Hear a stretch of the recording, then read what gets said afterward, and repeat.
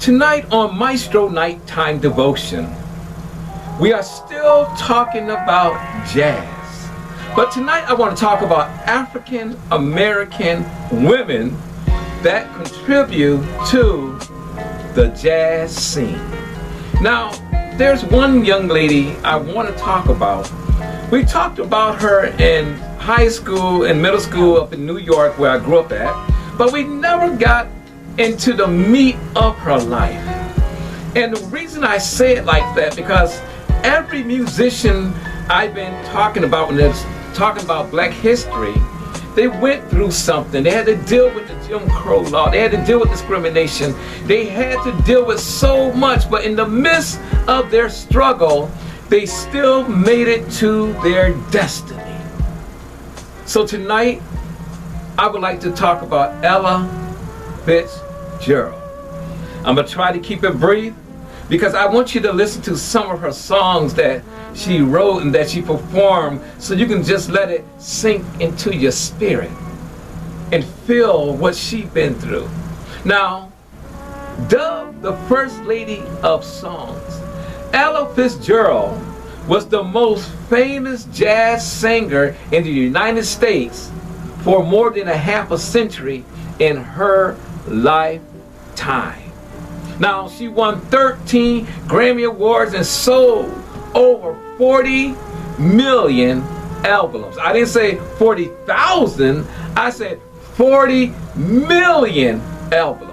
Now, her voice, listen, it was so flexible. It was wide-ranging. It was accurate. It was ageless. She could sing sweet jazz. She can imitate any musical instrument in an orchestra. Listen, she worked with some of the jazz greats like Duke Ellington, Count Basie, Nat King Cole, and Frank Sinatra. How about Dizzy Gillespie? And how about Benny Goodman? All these jazz greats. Now, she had a humble beginning, like most of the musicians back then. Ella James Fitzgerald was born in Newport News, Virginia on April 25th, 1917. Her father, William, and her mother, Temperance, which they called her Tempe, parted ways shortly after Ella's birth. Together, Tempe and Ella went to Yonkers, New York, where they eventually moved in with Tempe's longtime boyfriend, Joseph da Silva.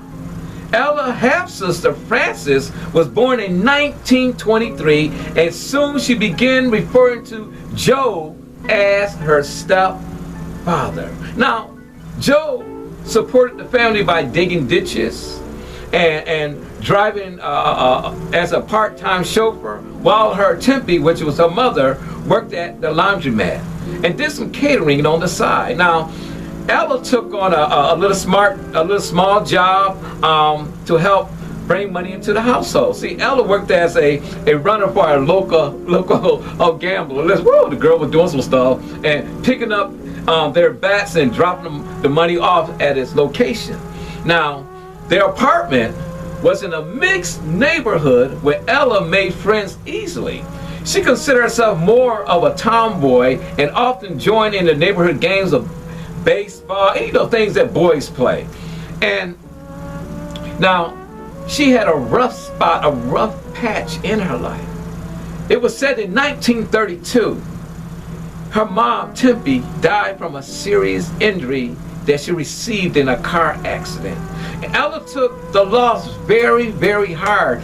After staying with Joe for a short time, Tempe's sister Virginia took Ella home. Shortly afterward, listen, Joe, her stepfather, suffered a heart attack and he died. And her little sister Frances joined them. Her little sister died also.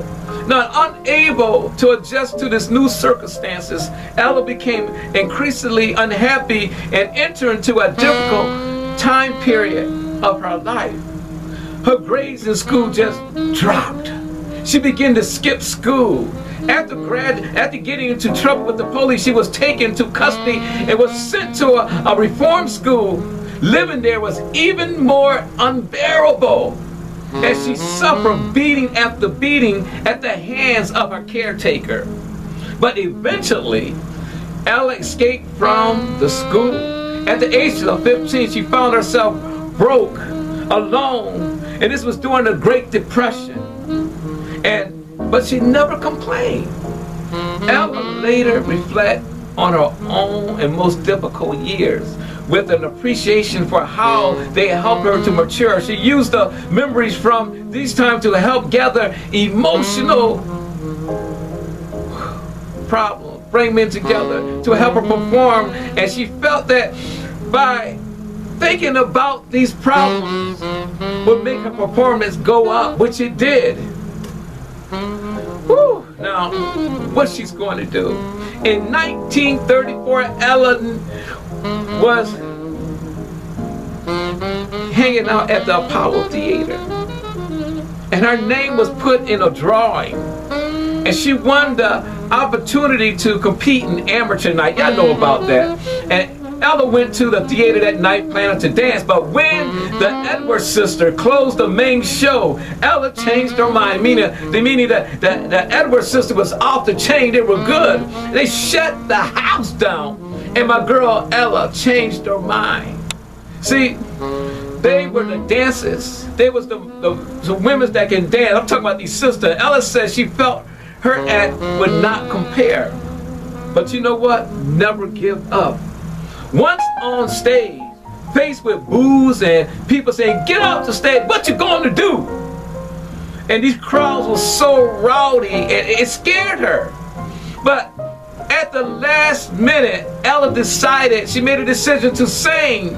She asked the band to play Hoagie Carmichael's Judy, a song she knew well because Connie Boswell, a rendition of it, was among Tempe's favorite song.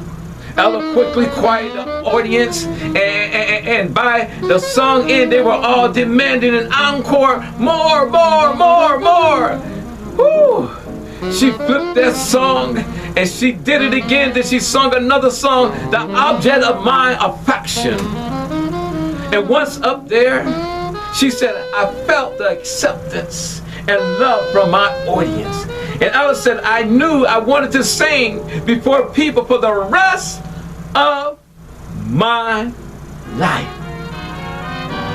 But one thing we got to realize, in mid-1936, Ella made her first recording, "Love and Kisses."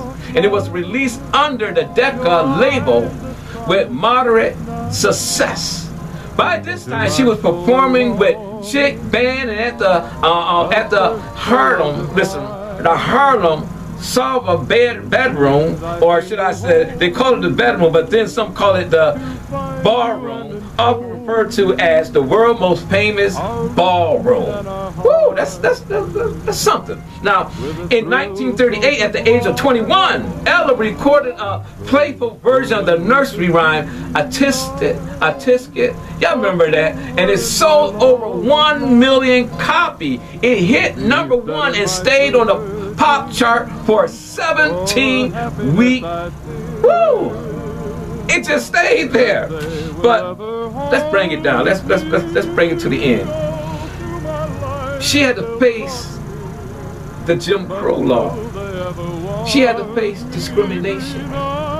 But her manager would not stand for it, especially when they went down to the South to perform. Her manager, he didn't care what color you was. If you was in the band, you was black or white. He was not going to stand for discrimination. Woo, I like that. But later on, we want to look at my girl. In September of 1986, she went into surgery. And they said that she had a rare form of diabetes, and they said that the reason her eyesight was going because of that. But Ella proved them wrong. They said she would never sing again, but she did it. Her schedule became more intense because she knew she had a job to do. By the 1990, Ella had recorded over 200 albums. In 1991, she gave her final concert at New York renowned Carnegie Hall. It was the 26th time she performed there. On June 15, 1996, listen, on June 15, 1996, Ella Fitzgerald died in her Beverly home in California. I just want to give props out to her. I just want to thank God for her, for God allowing her to be on this earth for the time she was here to make a statement in the jazz era. There's some songs I want you to listen to as we end this nighttime devotion. Listen to her voice. Listen to how she sounds, how she sings with professionalism, how she sung knowing that she can sing, but she didn't boast about it. Once again, this is Maestro from Nighttime Devotion, saying I love you, and God loves you even more. And remember this, know your history. And join me tomorrow night as we talk about Bessie Smith, another jazz legend. Good night. Summertime,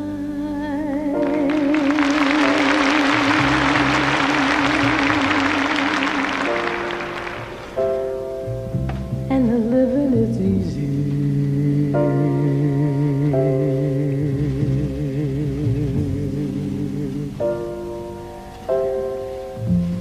Fish are jumping,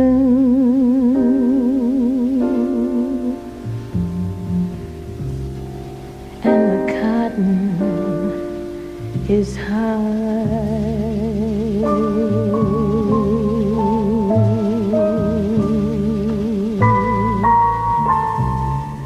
Your daddy's rich, and your ma is good looking.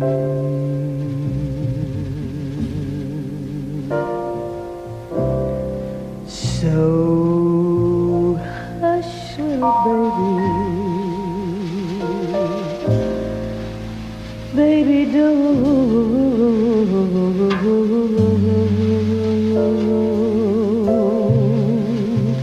you cry.